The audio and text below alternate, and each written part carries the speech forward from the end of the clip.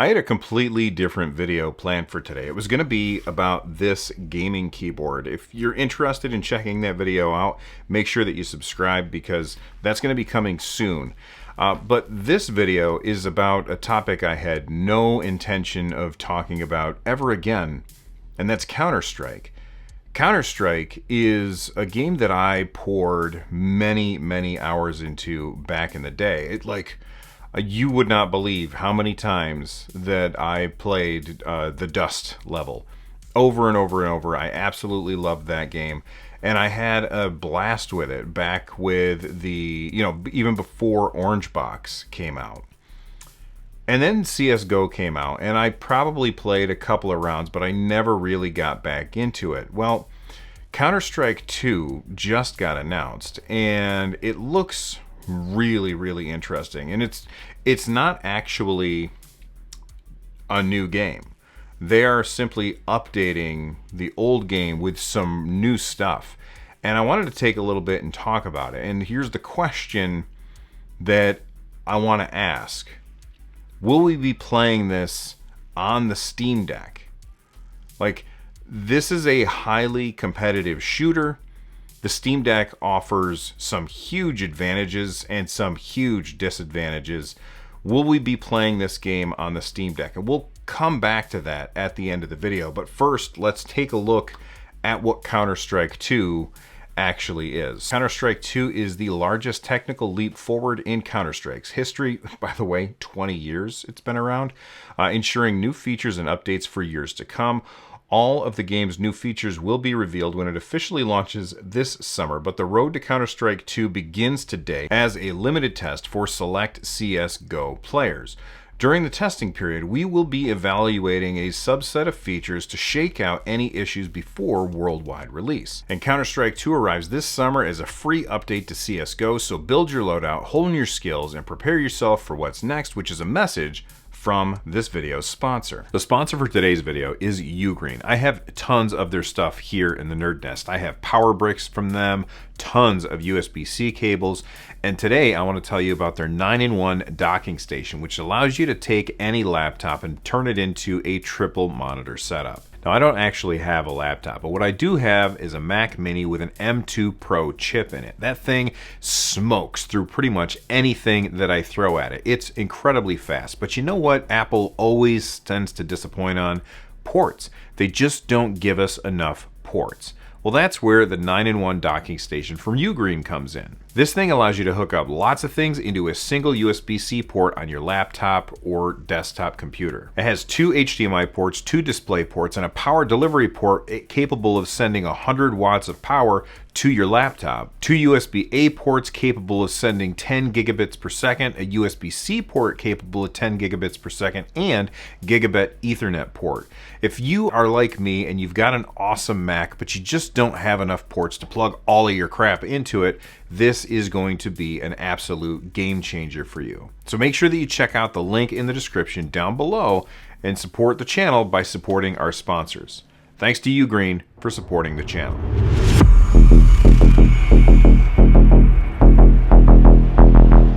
Well, first off, I have to say, I don't play CSGO. I'm sure that they will be selecting people who play CSGO often. I will be playing CSGO more now that I've seen the new features that are coming to Counter-Strike 2, but I'm sure that there's zero chance that I'll get selected to try this because I haven't played CSGO in probably, I could not tell you. It's been years since I played CSGO. This new thing is called responsive smoke. And essentially what they're doing with responsive smoke is they have the smoke grenades, have this volumetric smoke that fills in empty spaces and reacts to the environment that it's in. And not only that, this is so cool. And honestly, I don't know if other games do this. If they don't, they should start. But the smoke in the game will react to bullets, to grenades, to people moving through it. And that is really cool. Like, they show off at one point in this short video where somebody throws a grenade, which the shock wave from the grenade exploding pushes the smoke away, and then they can see through it, and then they shoot somebody who's on the other side. That is an incredibly cool, high skill cap level of play. Way higher than my skill cap. But for the people who play this game all the time, the skill ceiling just got higher, and I think that that's really cool. Here's what they have to say about it. Smoke grenades are now dynamic, volumetric objects that interact with the environment and react to lighting, gunfire, and explosions. Smoke now has the ability to interact with other gameplay elements, creating new opportunities. Bullets and high explosive grenades can push smoke to briefly clear sightlines and expand occlusion. It also expands to fill spaces naturally. Now smoke will seep out of open doorways, broken windows, go down and upstairs, as well as expand in long corridors and combine with other smokes. I don't know how often smoke gets used in Counter-Strike 2. Like, being able to obscure your opponent's vision is probably something that's extremely important in a highly competitive game like this. I know that whenever I play a game like Apex Legends, I really like to play as, I never remember her name, but Banglador? I think it's Banglador. I always like to play as Banglador because she has that smoke ability which can let you and your team hide temporarily, which is fantastic. So I think that smoke grenades should probably already be fairly popular in Counter-Strike, but it looks like they're going to get a whole lot more popular as a really good tactical play. They also said that it reacts to lighting. In Counter-Strike 2, smoke particles will work with the unified lighting system, allowing for more realistic light and color. So when you're looking at the smoke, it's going to be different looking depending on what area of the map you're in. I haven't played Counter-Strike in years, and let me know in the comments if this is a thing, but do people use flashlights in Counter-Strike? Because having matches that happen at night and you throw a smoke grenade and somebody pulls out a flashlight and then you can see that there's somebody in the smoke because of the flashlight, like that would encourage people to limit their flashlight use. And I'm always for gameplay elements which add risk reward to the player. Next up is the tick rate. A tick rate is something essentially how the server keeps time and updates everybody about what's happening in the game. And if I'm glossing over a very, very important detail, feel free to educate us in the comments down below. But I'm trying to keep it at very, very simple level. Every so often, the game gives an update. That's great. The faster the tick rate, the more often that happens, the smoother gameplay is going to feel, the more accurate everything's going to feel. Well, if you do something between the ticks, then you may feel like, hey, I should have got that guy, or that didn't quite feel right. And we've all experienced that in the past. That's because you were executing some kind of action, either movement or shooting or something like that between the ticks. Well, Counter-Strike 2 is going to have sub-tick updates, which basically means that they're going to send information through the server every single time that you do something. This means that it doesn't have to wait for the tick, and that means that the game is going to feel more responsive. Now, I have to admit, I'm not somebody who plays enough in order to notice that stuff, but I know that there are people who do. And this is going to be a huge change that a lot of people are going to be excited about. One question that I might have is, doing this, is there a way that this can give people who have better internet connections an unfair advantage over others in more than just having a better ping? I have no idea. But if you guys do, let me know in the comments down below. Next up is the maps. The maps are... like the maps in Counter-Strike are iconic. Like, they're absolutely iconic. So changing them, that's a pretty risky move, but it seems like Valve are changing them for the better, and I'm excited to see what they're doing here. Here's what they have to say. They've got a full overhaul of maps. The overhauled maps have been fully rebuilt from the ground up, leveraging all of the new Source 2 tools and rendering features. These are maps that use new Source 2 lighting, including a physically based rendering system that produces realistic materials, lighting, and reflections. And this is the Nuke map. And I have to say, like, if you look at this in CSGO, like, there's no light coming from the windows on the ground here, but if I slide this over, you can see that suddenly there's a lot more light coming in. It overall feels brighter, which I think is fantastic.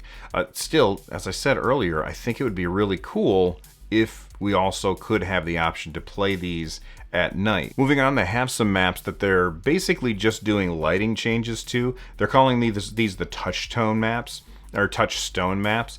And basically, they're the classic maps with solid foundations that players can use to evaluate gameplay changes from CSGO to Counter-Strike 2. These have improvements to lighting and character read. I'm not sure what character read means. If you guys know, educate us in the comments. The Source 2 tools and rendering features will be available for community map makers to make it easier to build, experiment, and iterate. And stay focused for Source 2 item workshop, which will be available later in the limited test. So basically, I mean, people are going to be able to make their own maps using the same tools that Valve uses to make their maps. And, you know, that's one of the things that makes Valve awesome, is that they give their players the tools to do cool stuff like that. Next up, the items that you guys already have. It was funny, I made a video the other day about the Steam Deck, and somebody said, I have $600 in CSGO skins. Should I trade them in to get a Steam Deck? And I say, yes, you should. But all those items are going to come to the new Counter-Strike 2 as well, and they're going to look really, really cool. Bring your entire CSGO inventory with you to Counter-Strike 2. Not only will you keep every item you've collected over the years, but they'll all benefit from the Source 2 lighting and materials.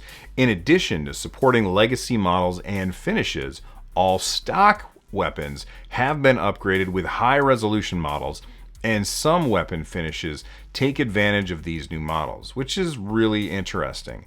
So that stuff looks really cool. All right. Next up, high-def visual effects. From UI to gameplay, all visual effects have been reimagined. All of the visual effects have been updated in CS2 with Source 2 lighting and particle systems. There's an all-new look and behavior for water, explosions, fire, smoke, muzzle flashes, bullet tracers, impact effects, and more. In Counter-Strike 2, the most critical gameplay visuals have been redesigned with readability in mind. Bullet impacts can be easily viewed at a distance, and directional blood impacts that fade over time give you more information as you move through the world. I think that that's awesome. Anything that helps people... When we're playing a game, what we often do is we are, in real time, we translate what's happening on the 2D screen to what we know works in the real world to help us understand where we are and what's happening in a game. And the more realistic the games get, the less that your brain has to subconsciously do those calculations because it feels more realistic. So every time that there's a big upgrade to physics in a game, that's going to make things super important and make it much... So anytime there's a big upgrade to physics in a game, it makes people better at the game, at least in my opinion. You feel like you intuitively know what to do faster because your brain has less to do. They also have new environmental effects, so experience completely reauthored explosions, fire, C4 lighting, and more, leveraging the Source 2 engine and modern hardware. Environmental effects in Counter-Strike 2 feature improved visual fidelity and greater consistency. They also have some UI enhancements, which I'm not super excited about. All right, then we have Accurate Auto. Reworked, rebalanced, and reverbed. Counter-Strike 2's sounds have been reworked to better reflect the physical environment, be more distinct, express more game state. They have also been rebalanced for more comfortable listening experience, which that's really cool. Remains to be seen how well this will work, and so I guess I'll find out this summer. And then they say there's more to come. So these are just the updates that they're putting out now for the people who get qualified to join the test or whatever. Now, at the beginning of the video, I asked, would we be able to play Counter-Strike 2 on the Steam Deck? I'm sure that eventually we will. But currently, The answer is maybe, and I'll talk about that in just a second. You see, playing on the Steam Deck has advantages and it has disadvantages for Counter-Strike. Number one, the crosshair in Counter-Strike is very, very small, making it very hard to see, in my opinion, especially on that 7-inch screen. I ran into the same issue when I was playing Half-Life 2 on my Steam Deck. I found the crosshair to be very difficult to see on the 7-inch screen. That's a negative. The positive, though, is that it has built-in gyro controls, and you can really take dudes out very quickly using gyro controls on the Steam Deck if you get good at it. So there's advantages and disadvantages. And Valve is saying right now, if you look at their FAQ, that you can't play it on Linux. It says here, can I participate in Counter-Strike 2 limited test on Linux or Mac OS? No, the Counter-Strike 2 limited test is only available on Windows. Okay, but we have Proton. Proton allows us to play games that are made for Windows on Linux. So theoretically, you should be able to play the test using your Steam Deck using Proton. But Valve could get in the way by saying, well, we're going to use our anti-cheat software to make sure that you're not doing that. Why would they do that? Because they want to limit things as much as they can to get very, very narrow scope of parameters that they are testing, because that's what this is. They're testing things. Then, after you nail down that very narrow list of parameters, you widen it a little bit, and you widen it, and you keep widening it until eventually everybody's in there, eventually like this summer. So I do think that there is a possibility that Valve is just going to say, no, right now we don't want people playing on the Steam Deck because that's one parameter that we don't want to deal with yet. But because we have Proton as an option, maybe we can get around that by either trying out Proton Experimental or GE Proton. And if you want to make sure that you know how that stuff works, then check out this video right here. From the NerdNest, I'm Bill. Stay rad, everybody.